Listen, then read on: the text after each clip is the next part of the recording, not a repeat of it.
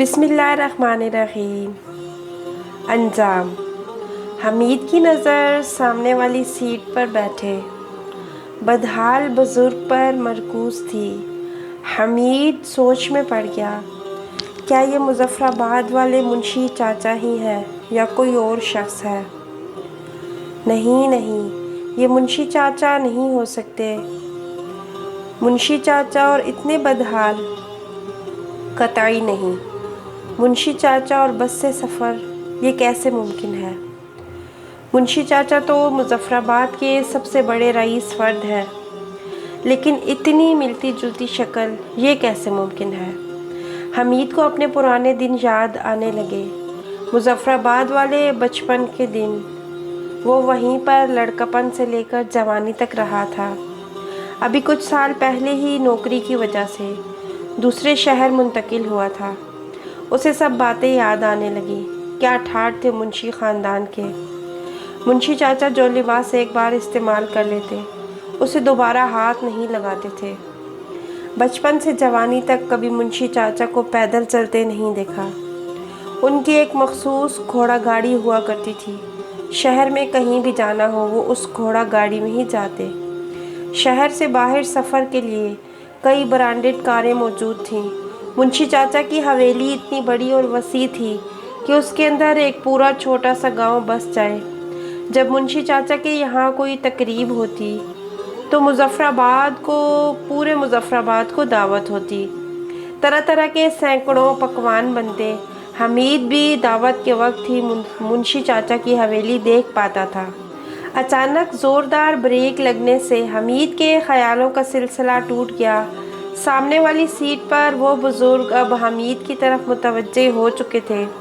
وہ حمید کی طرف اس طرح گھور رہے تھے جیسے اسے پہچاننے کی کوشش کر رہے ہوں، لیکن جیسے ہی دونوں کی نظریں ملی تو بزرگ شرم سے نظریں چرانے لگے۔ حمید کو یہ بات بہت عجیب لگی۔ حمید اپنی سیٹ سے اٹھ کر ان بزرگ کے پاس جا کر ایک دم سے بولا، آپ مظفر آباد والے منشی چاچا ہی ہو نا؟ پہلے تو وہ بزرگ پس و پیش میں پڑ گئے، لیکن جب حمید نے دوبارہ یہی سوال دہرایا تو بزرگ زاروں قطار رونے لگے اور کپ کپاتے ہوئے بولے، ہاں میں وہی گناہگار بندہ منشی عظمت ہوں، اور خاموشی سے نیچے دیکھنے لگے۔ حمید حیرت سے منشی چاچا کی طرف دیکھے جا رہا تھا۔ وہ سوچنے لگا، چاچا نے اپنے آپ کو گناہگار کیوں کہا؟ وہ اس حال کو کیسے پہنچ گئے؟ وہ ان کے ٹھاٹ باٹ کو دیکھ چکا تھا۔ اب وہ اصلیت جاننے کے لیے بے تاب ہوا۔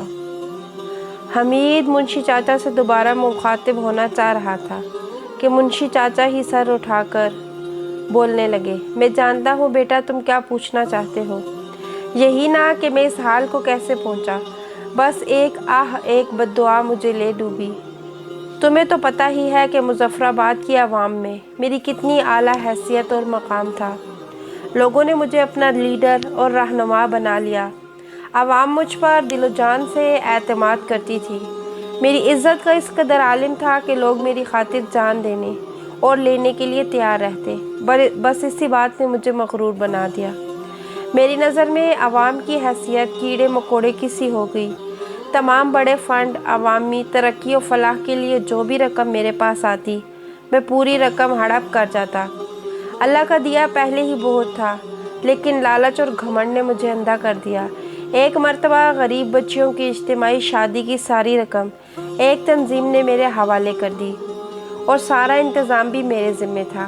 لسٹ کے مطابق 105 لڑکیوں کی شادی کی رقم میرے حوالے کی گئی۔ ایک لڑکی کی شادی کی رقم 1,25,000 روپے بنتی تھی۔ میں نے لالچ میں آ کر 10 بچیوں کے نام لسٹ سے کاٹ دیے اور ان 10 لڑکیوں کے پیسے ہڑپ کر لیے۔ 9 لوگوں کا مجھے پتہ نہیں، لیکن ایک لڑکی کا غریب باپ اس بات پر اڑ گیا کہ اس لسٹ میں میری بیٹی کا نام بھی ہونا چاہیے۔ میں نے صاف جھوٹ بول دیا کہ اتنی ہی لڑکیوں کی لسٹ آئی ہے اور خرچ بھی اتنا ہی ملا ہے۔ کسی نے اس شخص کی بات پر دھیان نہیں دیا۔ وہ میرے آگے گڑ گڑاتا رہا، منت کرتا رہا کہ جناب میری بیٹی کی زندگی تباہ ہو جائے گی، میری برادری میں کوئی عزت نہیں رہے گی، لیکن میں نے اس غریب کی ایک نہ سنی۔ مجھے اس پر ذرا بھی رحم نہیں آیا۔ اس کی الٹ میں اپنے تکبر کے نشے میں چور میں اس سے بولا، تیری کیسی عزت ہے جو خراب ہو جائے گی؟ تو کون سا کروڑ پتی ہے؟ وہ بیچارہ سر جھکا کر چل دیا۔ کچھ دنوں بعد واپس آیا، کہنے لگا، میری بیٹی نے خودکشی کر لی۔ لوگ اس کے کردار پر انگلیاں اٹھانے لگے تھے، کہتے تھے کہ لڑکی کے چال چلن ٹھیک نہیں تھے، اس لیے شادی ملتوی ہو گئی۔ لیکن حقیقت میں جانتا ہوں، میں تنظیم کے سربراہ لوگوں کے پاس جا کر تمہاری حقیقت بیان کر دوں گا۔ میں غصے سے پاگل ہو گیا۔ لوگوں کے گروہ سے کہا، اس غریب کی پٹائی کرو۔ وہ ادمرہ سا مجھے بولا، اے ظالم، تو نے اپنی دولت اور طاقت کے گھمنڈ میں مجھ پر ظلم کیا، میرے ساتھ ناانصافی کی، مجھے برباد کر دیا۔ اللہ تجھ پر اس سے بھی بدتر حالات لائے، یہ میری بد دعا ہے۔ یہ کہتے ہوئے اس مظلوم نے دم توڑ دیا۔ بس اس دن کے بعد میرے برے دن شروع ہو گئے۔ میرے جوان بیٹے کو سانپ نے ڈس لیا، اس کی موت ہو گئی۔ میرا کاروبار ٹھپ ہوتا چلا گیا۔ ایک رات اچانک میرے گھر میں آگ لگ گئی، میرا پورا خاندان اس آگ میں جل کر راکھ ہو گیا۔ ساری دولت زیور جل کر خاک ہو گئے۔ چہرہ چھوڑ میرا پورا جسم آگ میں جھلس گیا۔ ایک رات میں سب ختم ہو گیا۔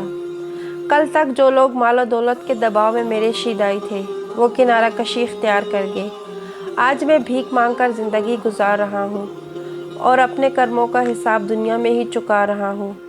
میں دنیا کے ہر صاحب مسند اور اقتدار والے حاکم کو چیخ چیخ کر کہنا چاہتا ہوں کہ غریب کی بد دعا آسمان چیر کر مالک دو جہاں تک پہنچ جاتی ہے۔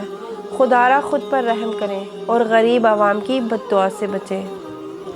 ویڈیو پسند آئی ہے تو لائک کیجیے گا۔ مزید ایسی اچھی ویڈیوز کے لیے ہمارے چینل کو سبسکرائب کیجیے گا۔